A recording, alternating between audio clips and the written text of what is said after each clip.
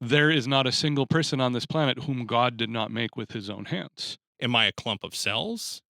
Am I a blob of flesh? If they would just get with the program, things would be better. Am I actually conscious? Hi, Adam. Jason, how are you? I'm well. Welcome to the Unnamed Podcasting Project. The Unnamed, is that what it is? Yeah, we don't have a name yet. I think we could do, are we the first episode of this? You beat Wade onto this podcast. I did. How does that okay. make you feel? Yes. Uncomfortably white gentlemen, maybe. We are very, uncomfortably pasty gentlemen. Maybe that's what we should call ourselves. The only problem with that is I'm also having Maddie Trost on here eventually. Yeah, that would be a problem. Yeah. But, we'll get there. Yeah. I don't know what possessed anyone to think, you know what? Let's put Gudim and Osier on film. At the same time. At the same time, yeah. I don't get it. Anyway. We'll call it Indigestion, the podcast. So now that nobody's listening, yeah, this is just like being Lutheran. I mean, it's like if being Lutheran had less listeners. It's being Lutheran without Brett's sanctification. That's right. We're going to talk about worldview today. That's what we're talking about. That's what you told me anyway. One of our primary classes, or actually suites of classes, is we have Intro to Christian Thought, and sophomore year is followed up by Apologetics, Ethics in Christian Thought. And so let's start. Why do we have a class called Intro to Christian Thought, and why is that one of our core classes for incoming freshmen? So it's part of one of the suites that we would call are the different sections of types of classes we have, and this would be an educational foundation class. We can give students a great worldview, and we do. We have Bible classes, ton of them. Most of the Bible, if not all of the Bible, is covered. Basically an exegetical or verse-by-verse style teaching. We have some good theology classes as well that take a more topical approach, but the educational foundation classes teach us, or teach the students, I should say, what to do with that information. So if we're teaching them about the Bible, Intro to Worldview, or Intro to Christian Thought specifically, is showing us what is it that we ought to be thinking about, and how do we think about the things we're being taught? How does it apply to life? How does it connect with everything that we have around us? What does it mean for today? All of those things are connected into Intro to Christian Thought. I think one of the key facets of the FLBC curriculum is that Christianity is more than just having the right answers. Mm-hmm. Truth is important. Objective truth, which we'll get into, is important, but it's not just having the right answers to questions about the faith. It's that our faith matters. It must impact how we interact with the world around us and how we conduct our lives. This is the truth, and this is what the truth should do for you in your life. Right. So let's start then, as we've introduced the topic. Give me other than it's your view of the world, give me a succinct definition for the term worldview. A succinct? How succinct? Like, are we talking slightly more than it's just your view of the world? More than one sentence, or 2 sentences? Do you want me to use the definition we use in class? Yeah, that would be great. Okay, I don't have that memorized. Okay. It's a little bit longer. It's not that succinct. So the way that the authors of our textbook that we're currently using, the way they describe it is it's a fundamental orientation of the heart, and that idea of what do we think about all of these different things, and it impacts a lot of different aspects of life. So it impacts the way that you the decisions that you make are impacted by your worldview. The orientation of your heart, how you see the world around you, how you interpret events coming at you, and the different events going on in the world. How do we interpret those things? How do we interpret the big questions everybody has in life, right? This isn't that succinct, but I think it's making sense to you, right? Well, you've been running on so far, so you're still within 2-sentence limit. Okay, so pause. Period. No, I don't know. Anyway, so ultimately, it's how do we think about the world around us? What is it that we ought to be thinking about the world around us? What are the big questions that I need to answer? That's worldview. Yeah, I think you used lens before, or another way of looking is your filter. It's not just how you sort the world out, but it's the device you use to sort the world out. Right. It's The framework. the framework, the preconceived notions, the presuppositions. And so this is where, on the one hand, everyone has a worldview. Mm-hmm. On A key definition, though, a key part of the definition of worldview is that your worldview may be true, partly true, or entirely false. Right? Just because you have a worldview doesn't mean it accurately describes the world around you. Everybody has a worldview, but it's not all the same. It's not all accurate or true. Some might be held unconscious. It might be an unconscious worldview. It might be a conscious thought. But at the end of the day, everybody does have a worldview. I just wanted to put that caveat in there because that's a major distinction. And so a large part, especially of the second part of this series that we're going to be doing, is worldview analysis. My bone to pick with the concept of worldview, and I think this is probably a bone to pick more with how Christians or Christian groups treat worldview, is you said it could be true or false, accurate, inaccurate. The big thing for me is the level of consistency. Mm-hmm. When most people begin to think about worldview, conceive of what other people's worldviews might be, we think that it's just likely that they'll be coming from a coherent system. Mm-hmm. And that's entirely false. Yeah. In fact, almost certainly going to be false, especially in our state of time right now, like our era of history. We are in the West, which is typically, a very cohesive order of thought, that's typically very, logical, very Aristotelian, if you will. Or Thomas Aquinas. Yeah. All of those thoughts. But we're slipping into, well, these things can both be true. It's the nurse that smokes, it's this idea that it's inconsistent with, I believe this is true. I know this in science, but I'm going to make this decision anyway. There is a consistent and inconsistent with reality that goes on with worldview as well. And kind of where I'm heading down that path, this doesn't just apply to unbelievers or people we would be prone to disagree with. So many Christians today are maddeningly inconsistent with their worldviews. Oh, absolutely. And it's too many Christians kind of a la carte the different parts of their lives. And you can think of examples like that, right? Yeah. I mean, you can think of the Christian who, and we came, Jason, you and I came from kind of that era where there was a lot of emphasis on behavior. If you're a Christian, you behave in a certain way.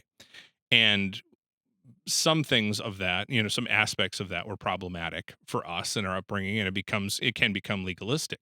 But it is important to recognize that as Christians, we ought to live consistently with what we believe to be true about Jesus, about his salvation, about what that means for us. And it should be something that we do and live consistently. And we don't. I mean, it's just, there's so many examples of the fact that that's just not the case. I don't know if you were going that direction of legalism, but that's, versus, Christian living, normal Christian living. But yeah, the Christians in particular are very inconsistent about their beliefs, especially in areas like death, right? That's a good example. Yeah. Like, what do we believe to be true about death? Well, you become an angel. No, you don't. Most certainly you don't want to be an angel when you die. And the reason is because Christ didn't come to rescue angels. He didn't come in the form of an angel to rescue angels. That's Hebrews, right? And so we have these thoughts about, well, they just, God needed them more. All of these things surrounding death we're really bad about. There's other things too, but as Christians, the way we communicate the faith is very indicative of a worldview that hasn't been well thought through. And that's where, rounding back, where worldview ends up being very useful, because so often when we're interacting with other Christians or interacting with the world around us, we're kind of doing the thing where we're treating the symptom instead of the problem. Mm-hmm. And having a grasp of, the foundations of worldview, or being able to do a consistent worldview assessment, what that means is, instead of like this weird belief, like people can be dogs, kind of a thing. Not dogs can be people can be dogs. You can ask yourself the question, how far upstream do I need to go to find out what it was that caused that person to get there? And that's where worldview assessment really helps because it not only builds the major categories of life and existence, Mhm. but it provides us with pretty identifiable points where there's forks in the road. Mhm. You went left, I went right, you went up, I went down. Mm. And that's where the analysis part comes in really handy. Yeah. And I think, you can look into that very question. That's a good point. How far up the river do you need to go before you realize this is where the problem was? And authors like Carl Truman, for instance, in his book Strange New World, which is kind of a condensation of his bigger Is that the book, rise and triumph of the modern self? Rise and Triumph of the Modern Self.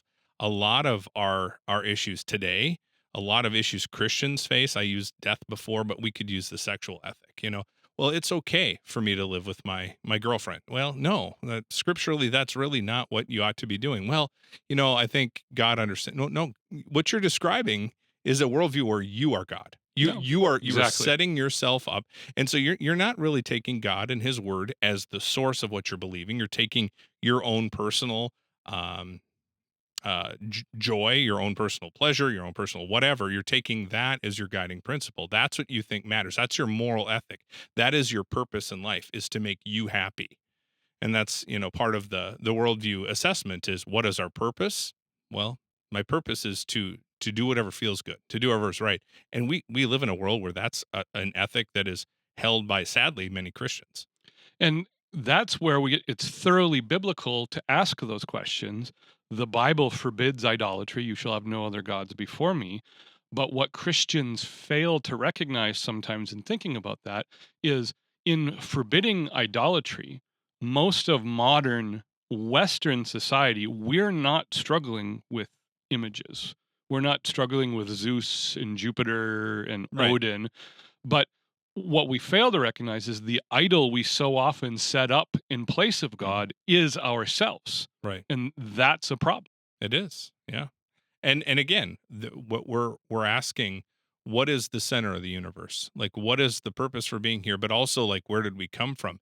And we act in that whole, was it Copernicus, the one that just, kind of postulated the Earth goes around the sun and not vice versa? Was it? It was Yeah. The Copernican Heliocentric. revolution. Yeah. Yeah. And like the whole world before that's like, nah, it revolves around the Earth. We are little Earths. Yep. We are pre-Copernican little Earths. Like, everything revolves around me. And that goes back to the big question of, what's our origin? Where did we come from? Where did all this start? So to know the purpose, we need to know where it came from. All this ties together in worldview analysis. So that's great segue. Kind of where we're going to wrap things up with this first part. It's starting to build, what does a Christian worldview look like? What are the necessary ingredients? What are the categories? And with the textbook that you and I use, we co-teach this class, separate sections. There are two separate frameworks. The first framework, creation, fall, redemption, glorification, which puts Christian worldview precisely into Christian categories. Right. In a Christian narrative. In a Christian narrative. Yeah. It's a narrative because it's more than just propositional truths, like statements of God created the earth. We are image bearers of God, but it's the story of creation. Like all of Scripture. All of Scripture speaks to this story, and the story is creation, fall, redemption, glorification. It's a big overarching meta narrative, our theme. And then what the textbook does then is it frames it up into appropriate questions that explain those categories on a broad basis that everyone has an answer to. Mm-hmm. So creation goes to, what is our nature? Mm-hmm. And then fall is, what is our world and what is our problem? And then we've got what is our end? And so those four questions form the four worldview questions. But right. I'm going to back up just a little bit. Like, creation speaks of, like, what is our world? Yeah. Like, where does it come from? And I think you maybe switch those around. But what is our problem is what is our nature? Yeah. And what is our problem? Yep. Those are two of those questions. And then glorification, what is our end? But it's more, glorification is more than just, where do we end up in heaven? When we die, or what, do we get this mansion or that mansion? It's more of, like, what is our purpose in this life? Having been redeemed, what does that redeemed life look like? And that speaks to what is our end. Yeah, temporally and eternally. Right. So let's start with the Christian narrative, then, the story. Okay. Creation, fall, redemption, glorification. Let's walk through that briefly to provide the contours of where we stand. Okay. So So you want me to creation, tell the story of well, creation? in the beginning, In the beginning, God created the heavens and the earth. yeah. Yeah. Why is creation such an important category? Let's do that. Why? Well, because it's where we came from. I think you're viewing the creation, fall, redemption, glorification narrative as kind of the launching point. Mhm. I would turn it around, actually. Okay. You The know, destination. and I would look at it. I would look at it as, yeah, it's the destination.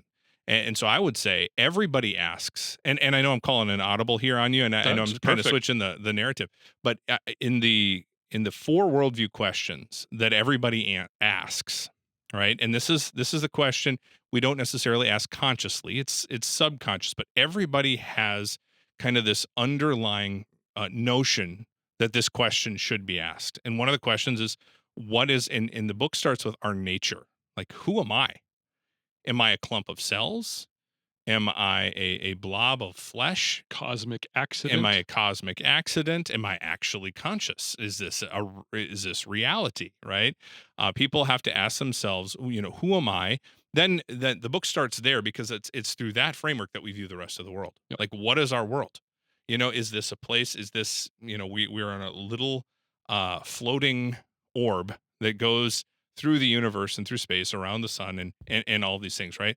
And we have a knowledge of this, but what is it? Where did it come from? It's incredibly puzzling that we have not found life anywhere else.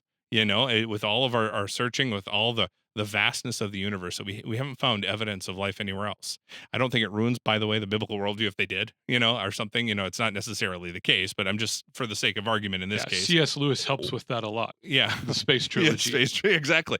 Paralander that was fiction. Yeah. I thought it was nonfiction. Oh, crazy. Yeah, no. But this whole idea of, of what is the world is a question everybody asks. Like, this place, how do we exist together? How do societies work? How does moral ethic and code work? Okay. What is our problem is the next question, because I think everybody, regardless of your worldview, regardless of where you come from, religiously or socioeconomically or racially, whatever it is, everybody recognizes there's a problem. There's something wrong here. Things aren't the way they ought to be. And then finally, what is our end? And that question, of course, is asked of the dying person. Where am I going when I die? Is there life after this? I think of, just certain pop culture references. We see people who have been facing untimely deaths. I think of Zach Sabayek, for instance, he wrote the song Clouds. He's from Burnsville, but it was kind of a national hit for a while. There's a movie, I think, about it, or he had cancer. And he kind of references, I hope there's something after this. And he is echoing what everybody's thinking. Everybody wants to know, where do I go from here, right? But end, by the way. So the problem, well, the questions: what is our nature? Like, who are we as people? What is our world? Mhm. Number 2. Number 3, what's our problem? And number 4, what's our end? Doesn't just include where we're going when we die. It includes purpose. It includes what we are called to be as part of that, which is, the whole question of meaning. Everybody's looking for meaning. Everybody's trying to create some form of meaning, or they're recognizing meaning in their life. There's some aspect of that every single person's asking. And then, Jason, that's when we get to that next part. Okay, that's when we get to the Christian narrative of creation, fall, redemption, glorification. Because the Christian story tells a better story, a true story that answers those questions more cohesively than any other worldview that I've studied. And I have studied other worldviews. I am a Christian today because I think that, and I believe that, and as I've studied it, that the Christian worldview presents a more cohesive view of what actually is than anything else. And I think the scriptures, as it tries to, as it does answer those 4 questions, it absolutely gives us confidence that what we are looking at, this is a cohesive worldview thing. This is cohesive. It makes sense logically. It's consistent with my experience. It works. There's benefit to it. It's beneficial. All of those things kind of go in then to that final component of those 4 questions everybody's asking. Well, how do we know what the answer is? Well, that's when we get to the nature of truth. And that kind of rounds out our curriculum in that course. The big questions, how does Christianity answer that? And how can we determine whether or not those things are true? That's worldview analysis right there. And so now I get to take that lazy Susan and rotate it back my direction, since you called the audible on me. I got 2 turntables and a microphone too. I'm a systematician. And so I think You're a what? I'm a systematician. I What teach does that mean? systematic theology. And so I have categories. I think in categories, and where the narrative is your destination. The way I teach worldview is the narrative is my starting point, because the questions don't make sense unless you make sense of where Christianity orders all of this. And so for me, creation is a starting point, because we learn so much about God, ourselves, and the world around us if we understand that God created it. It's one of those things that there is not a single person on this planet whom God did not make with his own hands. That the world, we expect the world to be ordered and to operate in a certain way because creation. And even in the doctrines of theology, creation makes sense, because in Genesis 1-2, God definitively demonstrates for us that he creates something out of nothing. That gets us, skip a category for a second, it gets us to redemption, because God definitively creates our faith out of nothing. If we have creation sorted out, we have to conclude, scripturally so, that we don't have anything to contribute to our salvation. And we start to order those things with the Christian narrative. And then the questions we ask of other people make more sense because we know where we're coming from. And so, what is my nature?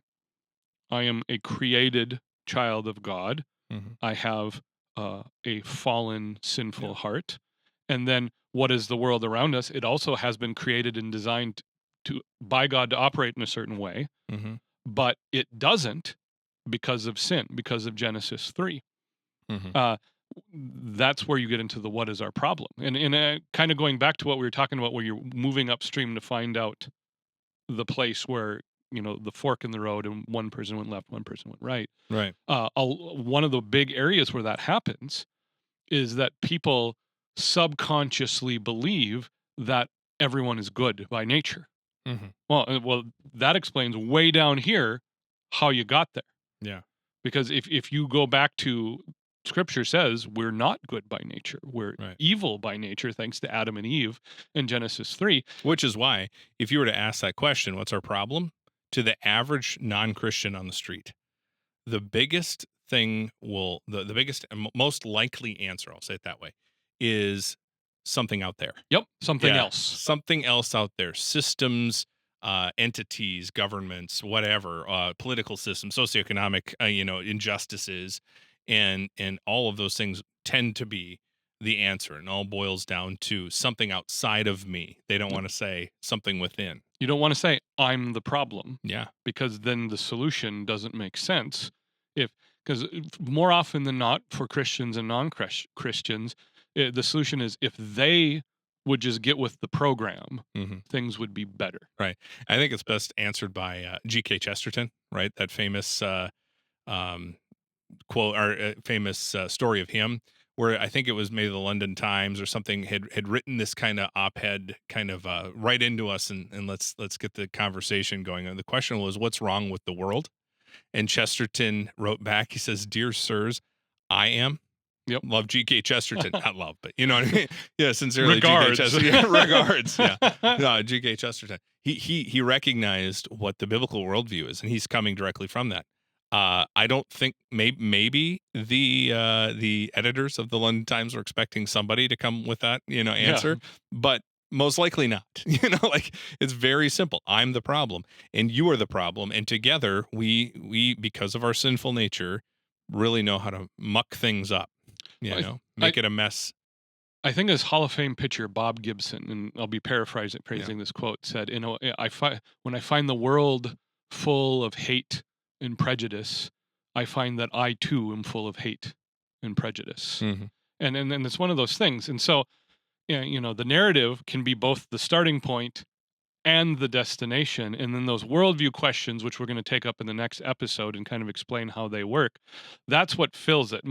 From my perspective is, and we talk about this on our other podcast, Being Lutheran, if you don't know what you stand for, then all that's left is that you're standing against things. Mm-hmm. And if all you do is stand against things, you lose your bearings immediately, and you end up any which way. And that's where worldview translates into chaos. Mm-hmm. And so that's why, the narrative here, the narrative there, and then figuring out where everyone else is in between. Mm-hmm.